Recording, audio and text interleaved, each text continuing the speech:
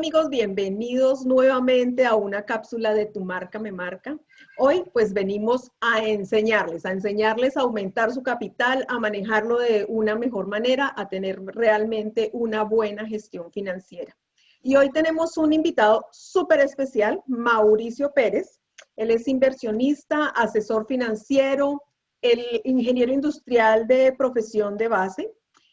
Con un máster en administración de negocios y otro máster en la dirección comercial y marketing. Mauricio, nos alegra muchísimo tenerte aquí. Bienvenido. Bueno, muchas gracias Claudia, muchas gracias por este espacio. Creo que este es un momento oportuno para retomar y revisar nuevamente este tema, pues una vez vivido el presente que aún estamos viviendo. Creo que esto es algo que tiene que tomar necesariamente una fortaleza hacia futuro. Entonces, pues espero dejarles un poquito de lo que conozco para el futuro de cada uno y para la salud financiera de cada uno. Claro que sí, muchísimas gracias. Y bueno, la culpa es de la hormiga. Yo quisiera empezar por ahí. ¿Por qué la culpa es de la hormiga? Bueno, vale, listo. Dentro de la planeación financiera personal, tal vez el tema que más recurrentemente falla es el manejo del flujo de caja, ¿sí? Entonces, cuando uno le hablan esos términos tan técnicos, entre comillas, ¿qué será flujo de caja? Yo simplemente me aboco al tema de las sumas y restas, ¿sí? Entonces, si para las personas que somos organizadas con nuestras finanzas, llevar un flujo de caja no es más que hacer la suma de los ingresos y hacer la resta con su relación de los egresos.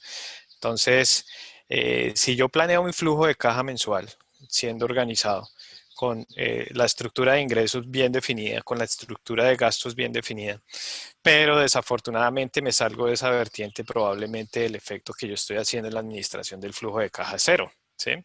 Entonces, estos gastos hormigas son los que están en la modalidad de otros, por allá que son los que uno generalmente no contempla, ¿sí? Pero estos gastos finalmente son unos gastos que no, que simplemente son del día a día y que desafortunadamente no le tenemos una medida, ¿sí? Entonces, estos gastos son, para poner un ejemplo, si yo habitualmente estoy o dentro de mi flujo de caja tengo un rubro para el mercado, pero pues 2 o 3 veces por semana fuera de ese rubro de mercado estoy comprando a domicilio el almuerzo y no lo estoy preparando en casa, pues simplemente eso ya me va a desajustar mi flujo de caja, ¿sí? Entonces, este tipo de gastos son los que pueden afectar. Este tipo de gastos son los que se conocen como gastos hormiga. Si yo habitualmente monto en bicicleta para desplazarme al trabajo o tengo un vehículo para desplazarme al trabajo y ya no estoy usando o dejo de usar ese vehículo durante 2 o 3 veces a la semana y empiezo a movilizarme en cualquiera de las plataformas o en un taxi, pues simplemente esto se me convierte en un gasto que no está predefinido entre mi flujo de caja que está afectando pues realmente el manejo del mismo, ¿sí? Entonces son muchos gasticos, que el heladito, que una cosita, que la otra. Entonces ahí yo quiero abocar o traer a colación un dicho muy colombiano de nuestros abuelos que decía que cuida tus centavos que los pesos se cuidan solos. Ese es el resumen de lo que pueden ser los gastos hormiga, ¿vale? Exactamente, es aquellos pequeños antojos que tenemos cada día y que por ahí se nos escapa el dinerito y no nos damos cuenta. Exactamente. Pero pues bueno, una buena manera de hacerlo es coger esos recibos de esos pequeños gasticos, irlos acomodando en un rinconcito para final de mes, sumarlos y bueno, ver qué pasa, cuántos Claro, hemos gastado. claro Yo, que sí. ejemplo, claro, aquí y es cuando uno va a Dollarama a comprar cualquier cosa. Decide uno ir a comprar un cuaderno y sale con las 2 bolsas de cosas de Dollarama. Pero fácilmente un Dollarama, estamos hablando que nos estamos gastando $70 en una entrada que habíamos previsto de $1.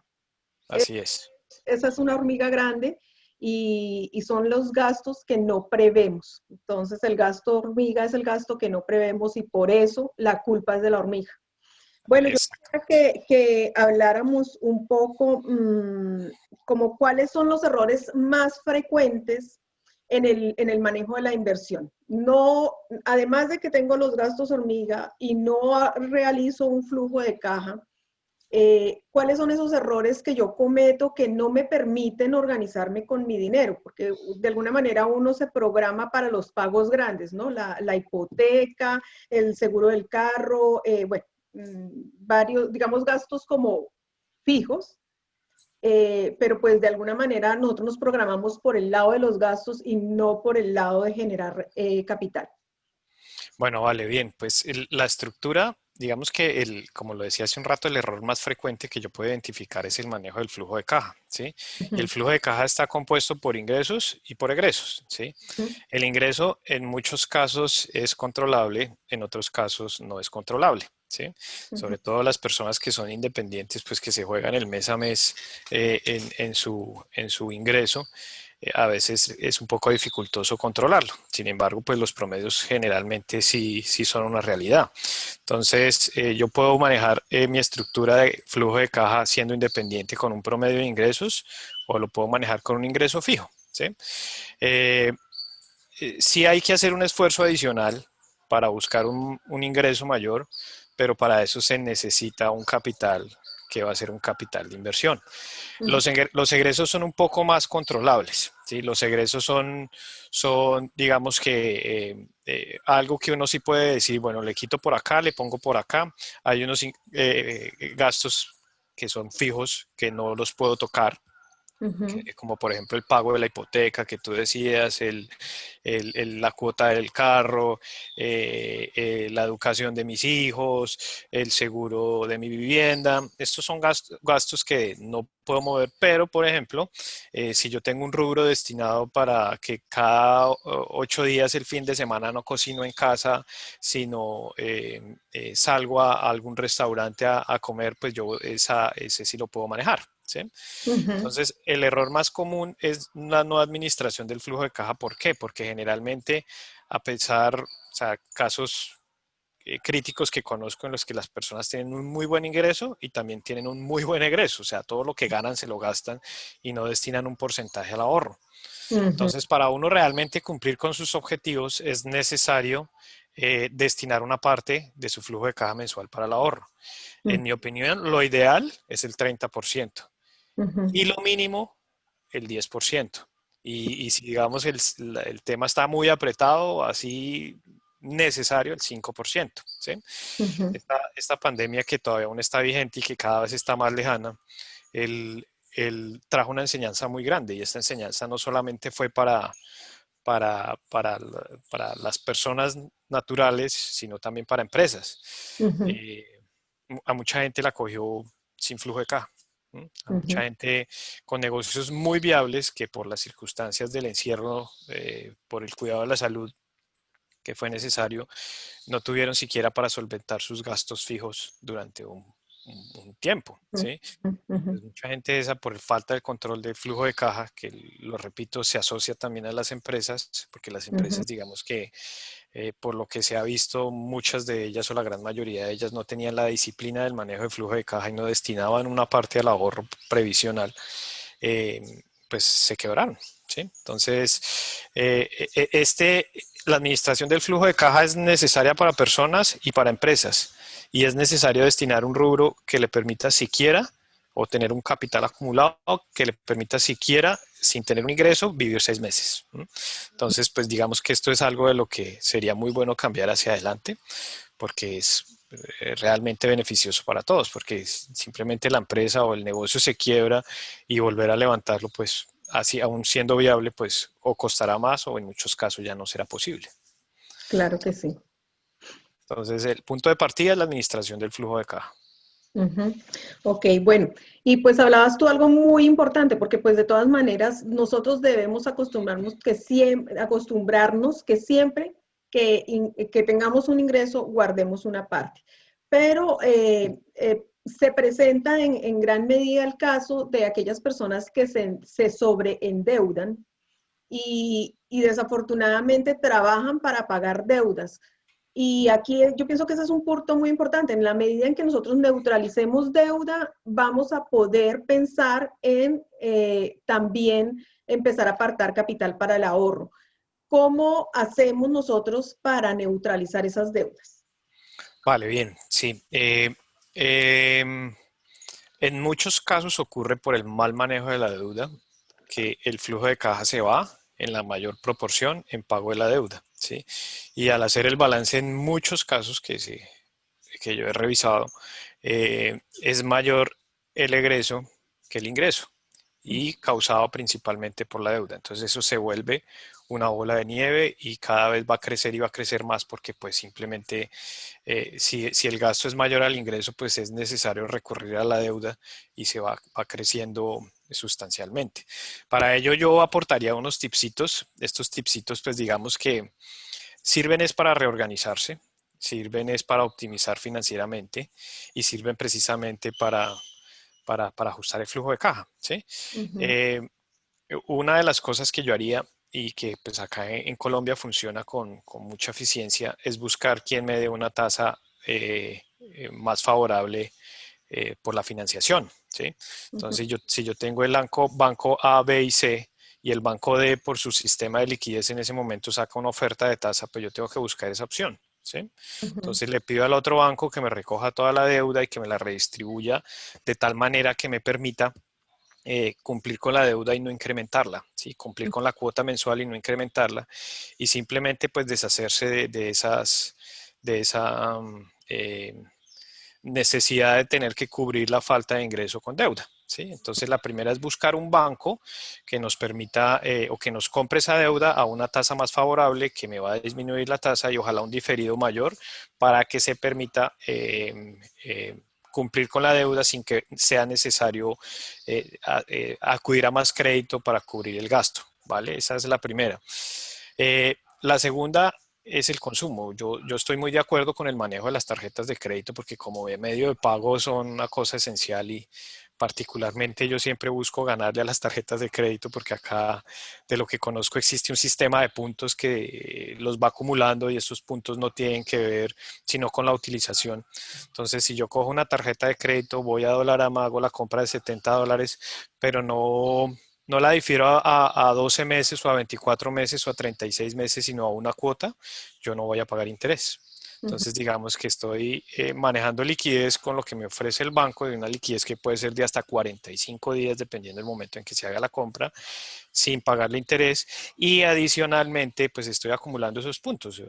Esos puntos sirven para redimir en vuelos, tiquetes aéreos, en compras, en una cantidad de cosas que pues realmente me van a favorecer. Sin embargo, la cara fea de las tarjetas de crédito es que si yo la utilizo para comprar y simplemente pago y todo lo difiero a más de un plazo o a más de una cuota, ahí estoy pagando un interés y es un interés muy costoso. ¿Sí? ujú, Voy a hablar de cifras colombianas mientras por una tasa, por un crédito de libre inversión, la tasa puede estar en el 1%, la tasa de las tarjetas de crédito están alrededor del 2,4%, que son tasas realmente muy altas. Entonces, la tarjeta de crédito la recomiendo como medio de pago, la recomiendo para solucionar un tema de liquidez de corto plazo, pero nada más. O sea, diferidos de largo plazo no es recomendable, ¿vale?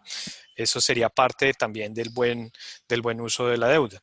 ujú, Ahora, uno puede tomar deuda buscando inversión. Entonces, si yo, por ejemplo, compro una casa con el objetivo de dividirla en habitaciones y estas habitaciones arrendarlas, pues es una deuda sana porque en el peor de los casos lo que yo estoy recibiendo como rentas me va a cubrir el valor de la cuota. ¿Sí? ujú, Entonces, ese tipo de deudas son sanas, pero si yo compré un plan de viaje a China y me costó $10,000 y esto lo difiero a 5 años, pues es un lastre muy alto para pagar esa deuda.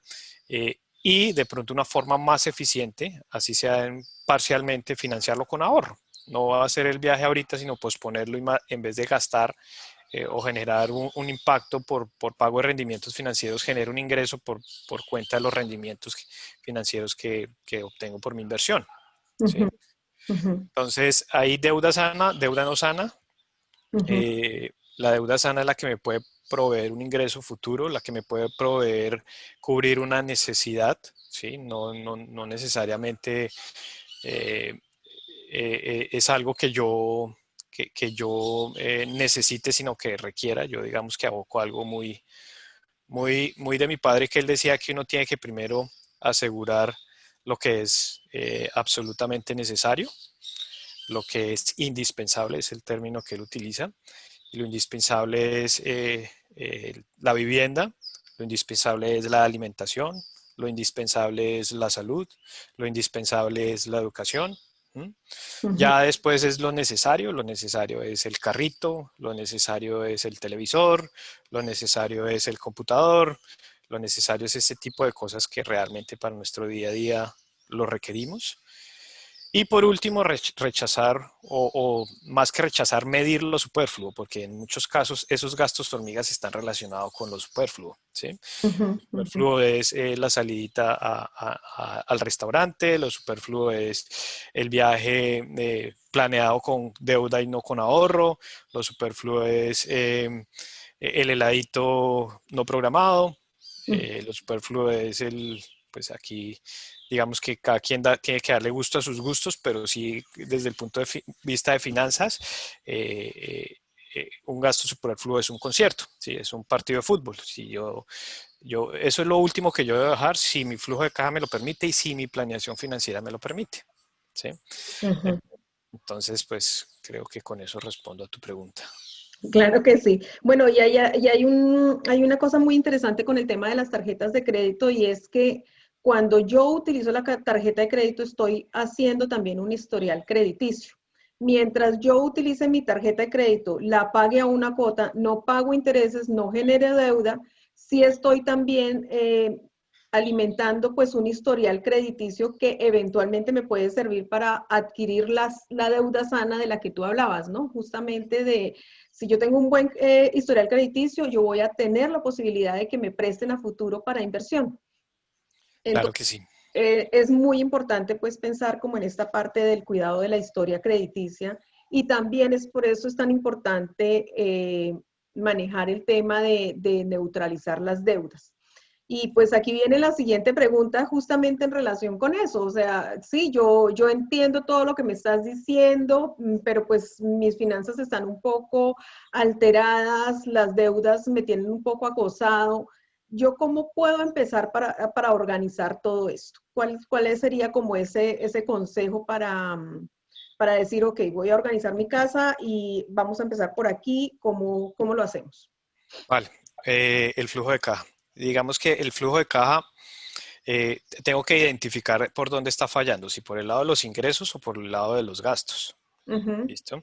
Entonces, si mis ingresos son inferiores a mis gastos, tengo un problema grave y me toca buscar una solución realmente sustancial, como una reestructura de deuda, eh, algo. Toca como revisarlo muy al detalle. Tengo que mirar a ver si la deuda que estoy pagando es muy costosa, si los diferidos son cortos.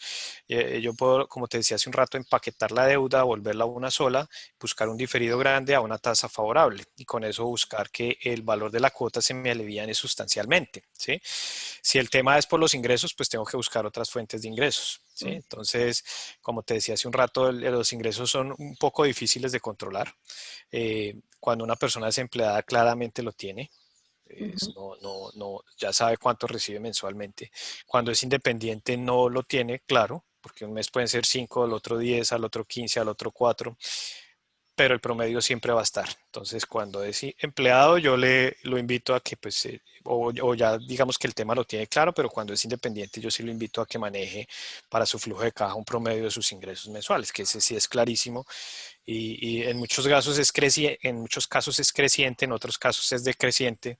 Si el tema es decreciente, hay que revisar en qué actividad estoy y si realmente es una actividad que ya genera el mismo valor que generaba hace unos años, porque pues eso puede pasar. Ujú, Eh, y si es creciente, pues digamos que no se puede confiar en el crecimiento, pero pues digamos que eso sí puede ser un aliciente para programar o un factor a tener en cuenta para programar el manejo de sus finanzas futuras. ujú, Entonces, el punto es controlar el egreso más que el ingreso, porque en muchos casos el ingreso no es controlable. Y lo segundo y muy importante es revisar la estructura de deuda ujú, ujú. con el ánimo de que jamás el egreso sea mayor al ingreso. ¿Mm? Sí. La estructura de deuda también incluye hacer abonos a capital extra a las deudas, ¿sí? A Ujú. veces la gente tiene, hay un mito porque no es más que un mito de que si yo le hago un abono entonces me perjudico porque es que ya estoy en X tiempo de la deuda, entonces yo ya no estoy haciendo nada porque ya es más el capital que estoy pagando que lo que estoy pagando en rendimientos. Eh, eh, Eso puede ser cierto, pero cuando se pone o hay una cuota fija de ahorro, siempre las entidades financieras lo primero que van a cobrar son los rendimientos, perdón, los intereses por la deuda. Ujú. Y el capital lo difieren al tiempo que la persona quiera, ¿sí? O con las condiciones que tengan, ¿sí? Entonces, si yo hago un abono a deuda, estoy obteniendo un beneficio porque estoy generando un menor gasto por pago de intereses del crédito, ¿sí? Mm. Eso me puede ayudar a dos cosas fundamentales. La primera, reducir el plazo. La segunda, reducir el valor a pagar o el compromiso de pago mensual. Entonces yo puedo irme por una de esas dos vías. ¿Qué es lo que más me conviene a mí eh, eh, cuando hago un abono de extra capital? Lo que primero me conviene y que ya es clarísimo es que voy a pagar menos intereses por la deuda. Y lo segundo que me conviene es que yo puedo alivianar mi flujo de caja o pues simplemente puedo disminuir en el tiempo el compromiso. A mí particularmente me gusta más disminuir el valor mensual porque pues eso me genera menos compromiso de pago, ¿sí? Y digamos que voy a poner un ejemplo, si mi deuda es si mi cuota es de 1.500.000 y, y al hacer el abono extra me queda de 1.000.000, pues simplemente los otros 500 los voy abonando a deuda y ya, y eso se vuelve como que cada vez pago menos, así lo haga de esta manera, ¿sí? Entonces, pues, eso es como algo de lo que yo creo que se puede hacer. Ok, perfecto. Bueno, yo quisiera, bueno, si logramos empezar a sacar un capital, nosotros vamos a empezar a tener capitales pequeños para inversión. ¿Cómo podemos invertir esos pequeños capitales? Bueno, vale, listo. Yo siempre parto en esto de un horizonte de tiempo, de un objetivo, de Mm. un perfil de inversión, de una estrategia de diversificación, ¿sí? Eh, y, ¿Yo para qué estoy ahorrando? Ese es como lo primero, definir el objetivo. Entonces hay objetivos de corto, hay objetivos de mediano, hay objetivos de largo plazo, hay unos que tienen una indexación con seguro, que son unos planes muy buenos. Eh, digamos que el punto de partida es definir el objetivo. Mm. Entonces, si mi objetivo es hacerme una maestría y la voy a iniciar en un año, ese es un objetivo de corto plazo, ¿sí? Mm. Ujú. Entonces, como el objetivo es de corto plazo, busco una alternativa que no me genere mucha volatilidad, que no me genere mucho riesgo, que simplemente me dé un valor casi fijo mensual y con eso estoy tranquilo, ¿sí? Mm. Si mi objetivo es de mediano plazo, el viaje a China, pero no pensado desde la deuda, sino desde el ahorro, y es un objetivo que yo quiero cumplir en 3 años, pues puedo buscar una alternativa que genere algo más de riesgo, pues de riesgo medido en temas de volatilidad de mercados, porque pues si yo me voy por la línea conservadora y la comparto la comparo con la moderada, muy probablemente en el lapso de tiempo de los 3 años la moderada va a ser más rentable que la conservadora, ¿sí? Y si mi objetivo es de muy largo plazo, piénsese la pensión, piénsese la educación de mis hijos pequeños, piénsese en un viaje un poco más estructurado a la vuelta al mundo, no sé, alguna cosa así, cada quien tiene sus objetivos particulares.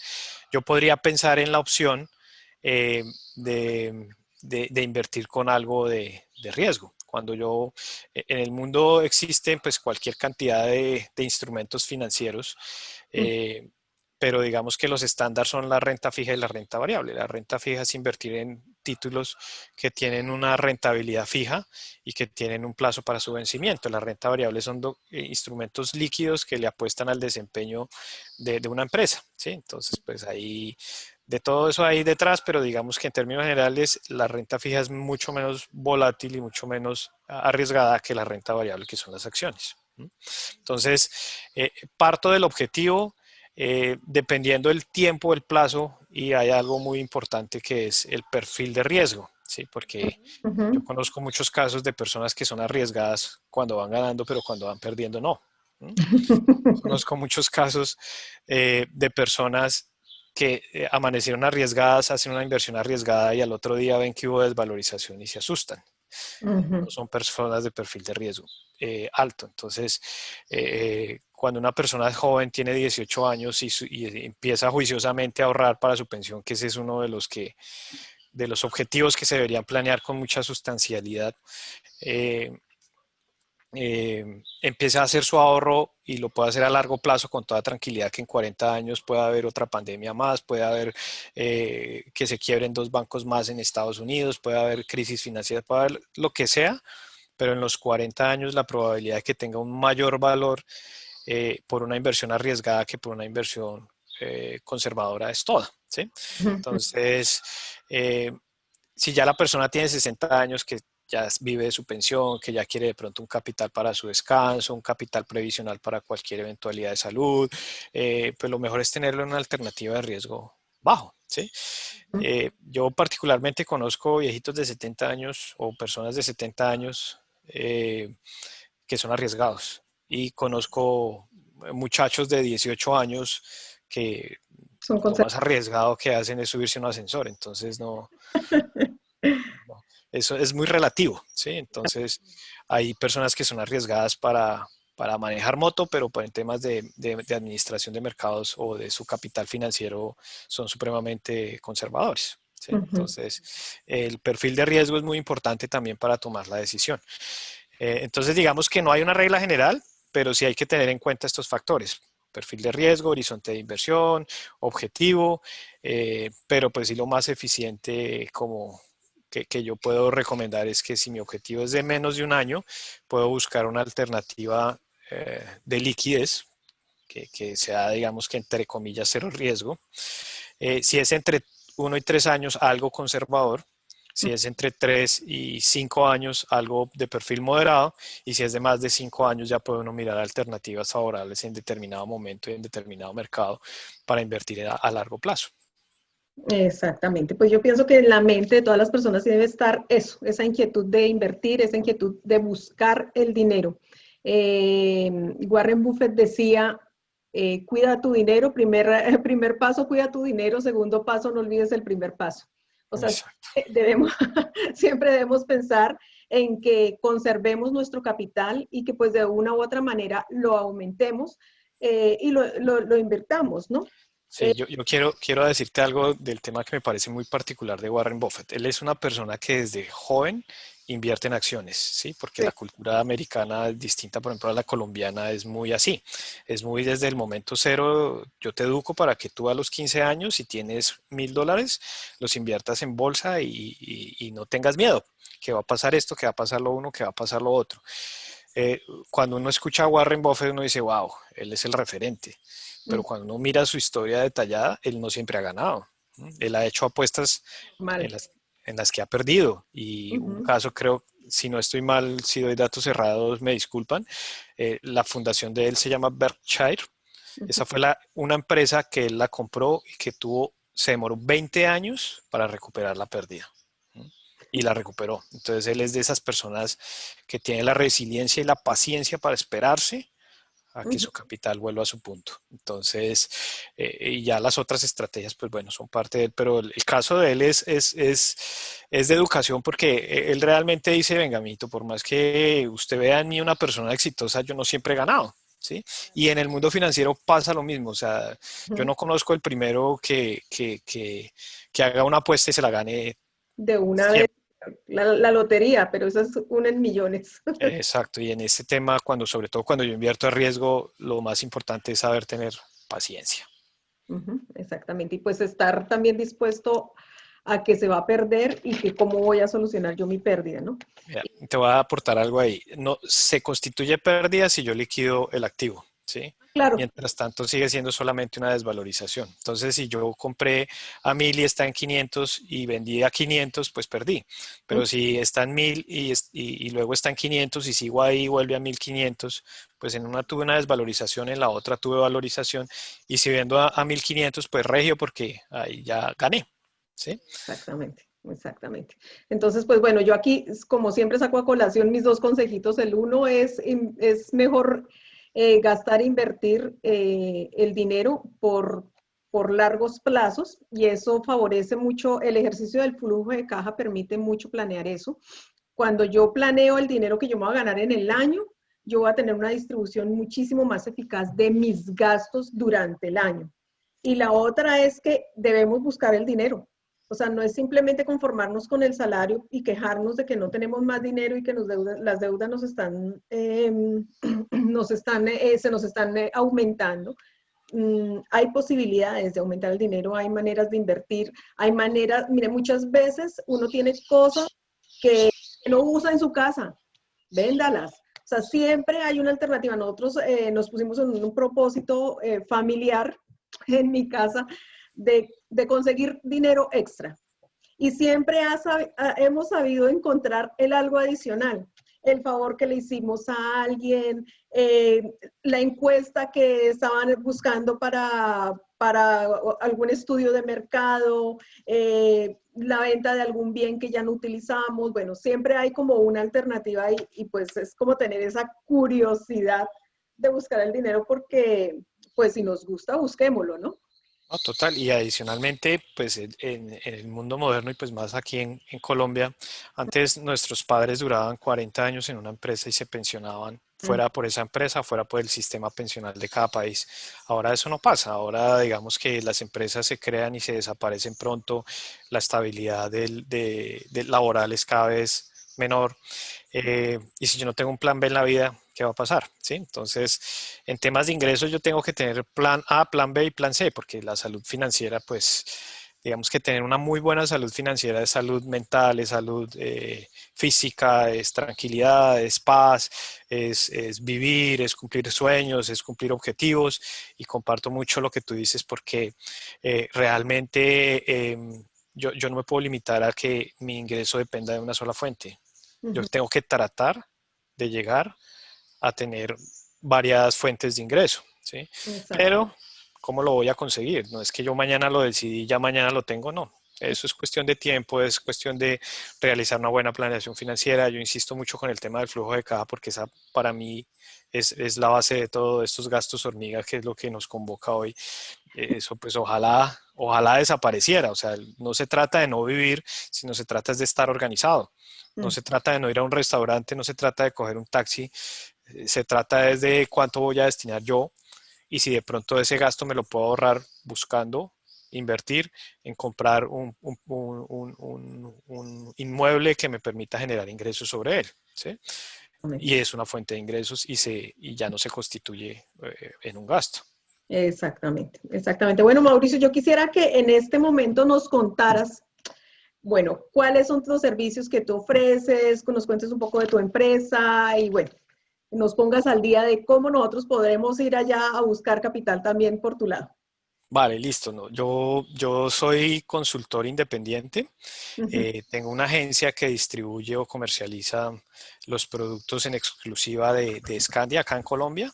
ujú, Scandia es una compañía con una tradición grande y tiene una plataforma de productos muy buena realmente. ujú. Digamos que a nosotros solamente nos falta como financiación, pero de resto todo lo que es en temas de planeación financiera tenemos programas de seguro con ahorro muy interesante, tenemos programas de inversión, tenemos varias plataformas de inversión. Digamos que lo que nosotros, bueno, hay un producto que en mi opinión es otro de los más importantes y que la gente poco le pone cuidado y es la planeación de la pensión. Esto tiene que ver mucho con lo que hemos hablado del ahorro a largo plazo. Es una realidad que va a existir una brecha entre lo que recibí y lo que voy a recibir al momento del retiro. Entonces voy a recibir menos ingreso. Yo cómo voy a cubrir ese ingreso que estaba recibiendo y que ya no voy a recibir si no tengo una fuente adicional a la de mi pensión. Entonces nosotros digamos que tenemos un modelo que se llama o de venta consultiva, ¿sí? Pues nosotros lo que hacemos es acompañar a las personas en cada uno de sus procesos de planeación financiera en su vida y tenemos una plataforma de productos que le puede servir pues dependiendo el momento en que esté. ¿Sí? Ujú. Entonces, eso es lo que hago yo, pues yo tengo una agencia que comercializa estos productos y en exclusiva para Scandia y pues igual lo ideal es buscar un buen tema de planeación financiera. Nosotros no cobramos nada por estos servicios, pero pues sí lo que buscamos es generar relaciones de largo plazo con un socio que es Scandia que nos permite brindar las soluciones financieras a cada una de las personas que accedan a nuestros servicios de consultoría. Ok, perfecto. De todas maneras, yo voy a dejar en la parte de abajo los datos para que ubiquen a Mauricio, pues es una alternativa. Como decimos, los huevos no los debemos meter en la misma canasta. Así que si queremos inversioncita en Colombia, pues también hay una posibilidad. Estoy hablando que pues Mauricio tiene sus operaciones desde Colombia. Sin embargo, pues parte de mi cartera está también por ahí. Y bueno, es también una alternativa interesante para la gente que nos está escuchando. Bueno, yo creo que llegamos al final de toda, de toda esta charla realmente interesantísima. Pienso que en la medida en que nosotros nos eduquemos financieramente, nuestra vida va a ser más feliz. Claro que sí. Pues no sé si tienes algún mensaje último para dejarle a nuestra audiencia. Vale, ¿no? El momento para iniciar una buena planeación financiera siempre es el ahora, ¿no? Yo siempre asocio la buena planeación financiera como la visita al médico. Ujú, A veces uno sabe que no puede consumir mucha grasita, pero necesita que el médico se lo diga. ujú. Entonces, en la planeación financiera pasa lo mismo. Nunca es tarde para empezar. La salud financiera es tan importante como la salud física, la salud mental. Y es más, la salud financiera nos ayuda a controlar sobre todo esta segunda que a veces es causa de muchas enfermedades mentales, la no buena administración o la no buena salud financiera. Entonces, pues bueno, yo quisiera también, ahí les dejo mis datos en la parte de abajo de mis redes sociales. Yo comparto información de interés por si desean hacerlo así. O seguirme para revisarlas y pues estamos prestos para apoyarle en cualquier tema que tengan en cuanto a su planeación financiera y como les dije hace un rato esto no genera costo y yo sé que utilidad les va a generar. Completamente. Toda la utilidad del mundo, realmente la educación y hoy en día que tenemos tanto acceso a la información, pues vale la pena ponerla en práctica. Así que pues amigos, no olviden, tratemos de controlar estos gastos hormigas. Es un buen comienzo para fortalecer nuestros capitales, organicemos nuestra deuda, organicemos nuestro flujo de caja, pongámonos juiciosos y bueno, de esta vamos a salir como saldremos de la pandemia y todas las crisis que eventualmente nos van a llegar en la vida, que eso es algo normal y algo cíclico. Así que pues a todos ustedes, muchísimas gracias por su audiencia. Nos vemos en una próxima edición de Tu Marca Me Marca y no olvides seguirnos por nuestras redes sociales. Hasta la próxima. Muchas gracias, un abrazo. Chao. Chao. Chao.